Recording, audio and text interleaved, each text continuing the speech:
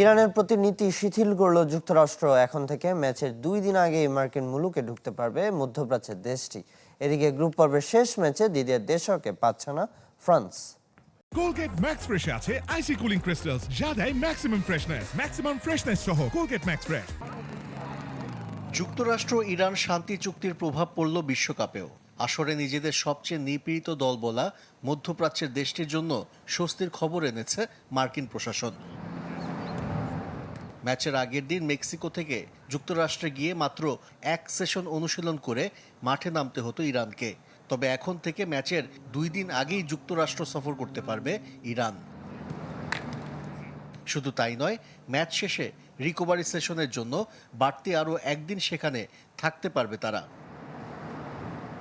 মঙ্গলবার যুক্তরাষ্ট্রের নিরাপত্তা বিভাগ এটি নিশ্চিত করেছে। শুক্রবার সিয়াটলে গ্রুপ পর্বের শেষ ম্যাচে মিশরের মুখোমুখি হবে ইরান।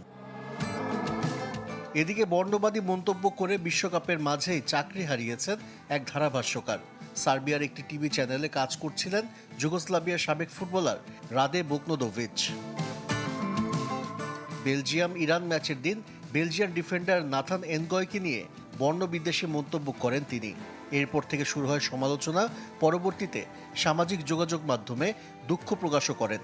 তাতেও মন গলেনি সার্বিয়ার টিভি চ্যানেলের, বরখাস্ত করেন রাদে বোকনোদোভিচকে। এক ম্যাচ আগেই নকআউট পর্বের টিকিট পাওয়া ফ্রান্সের শিবিরে দুঃসংবাদ। নরওয়ের বিপক্ষে শেষ ম্যাচে ডাগ আউটে থাকতে পারবেন না কোচ দিদিয়ের দেশম। ইরাককে হারানোর পরদিন সকালে মায়ের মৃত্যুর সংবাদ পান ফরাসি কোচ। শেষ কৃত্যানুষ্ঠানে যোগ দিতে ফ্রান্সে ফিরে যেতে হচ্ছে দেশমকে। নকআউট পর্বের আগে আবারও দলের সাথে যোগ দেবেন তিনি। দেশমের জায়গায় গ্রুপের শেষ ম্যাচে এমবাপ্পেদের দায়িত্বে থাকবেন সহকারী কোচ গায়ে স্টিফান। আশিক রুদ্র, চ্যানেল 24।